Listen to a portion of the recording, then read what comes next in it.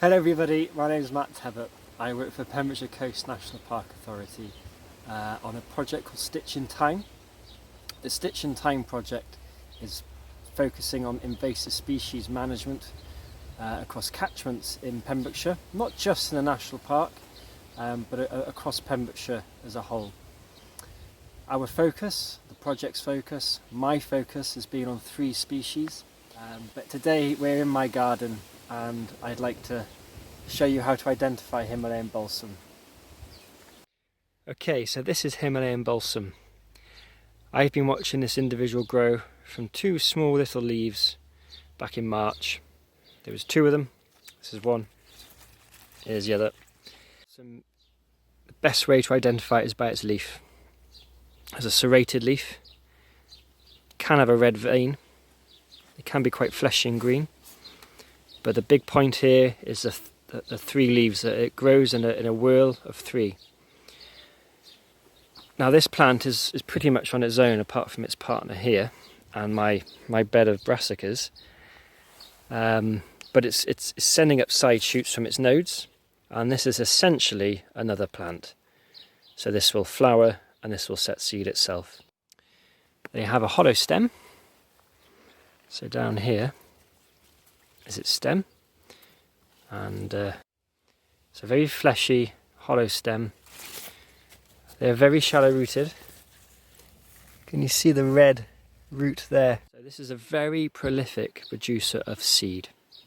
It'll spread its seed in August, end of July, August time, and it'll hit water, get travelled down the catchment and start colonising elsewhere. The seeds last for a couple of years in the soil and they'll germinate around about March. It's an invasive species because it can just completely take over large areas of land which outcompete our native flora and fauna. Pollinators are distracted by Himalayan balsam. It's like they're chocolate in their world, they just can't get enough of it. And you know, my diet, if it was all chocolate, I wouldn't be too healthy. It means that other plants don't get a look in terms of pollination. So these plants arrived here because I brought manure in from a farm that had Himalayan balsam near the river. Seeds got into that manure and now they're in my garden.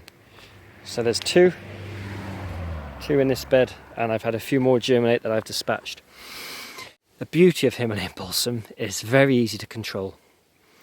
So all we would do is cut below that bottom node. So if we left this node plant in and we just cut as low down as we could, in theory nothing should come back. The higher you cut, the more likely is you'll get these stems come back off, and then it will have a new plant develop. So it can regenerate very successfully. Other ways of getting rid of it is just pulling it up and then snapping it and hanging it, crushing it up, ripping it up, let it dry and check it in a few weeks. Victorians brought it over as a garden piece, but it soon spread outside the boundaries of gardens. It is a very successful colonizer. It disperses via a propulsion of seed from a seed capsule.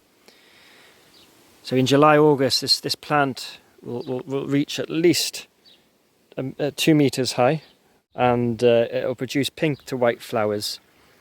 Policeman's helmet. Quite a pretty flower in appearance, but nonetheless it has a negative effect.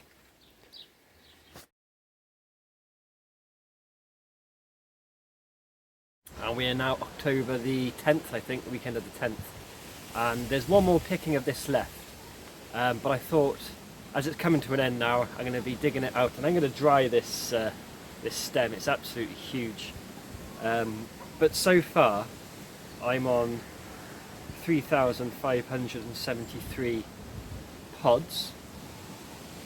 I've taken some pods apart and we're averaging 10 seeds in a pod.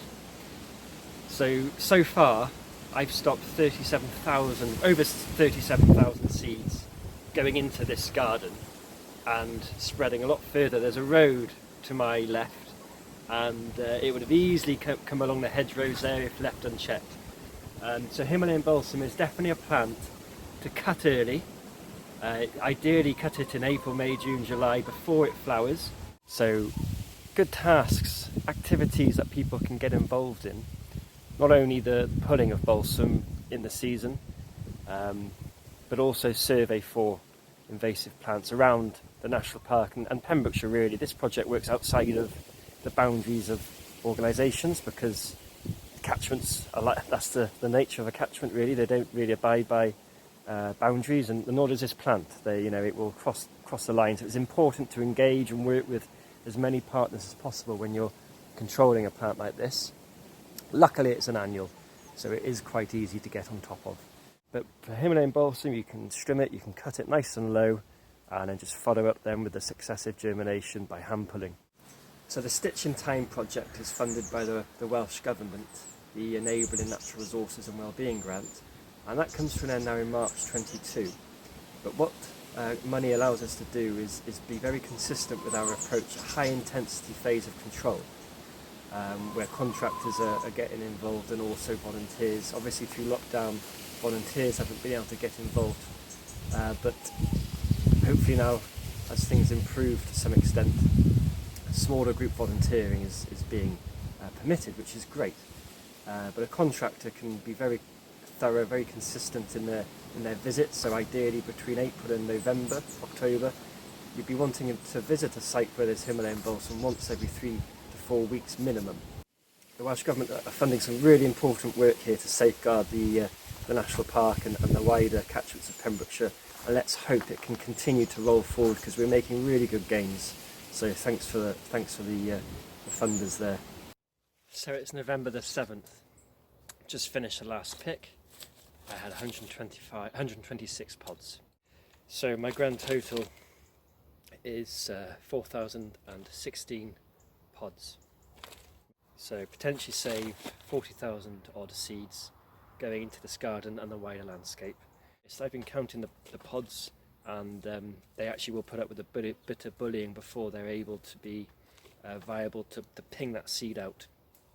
Jumping Jack, Jackanadia is the Welsh name for Himalayan balsam, and as the name suggests, if you touch the pod, it goes really far. By water, that can go a lot further, so that's why it's really important to keep on top of this plant. A little product of lockdown this was, a bit of boredom I guess, so it's done now and I'm about to remove it.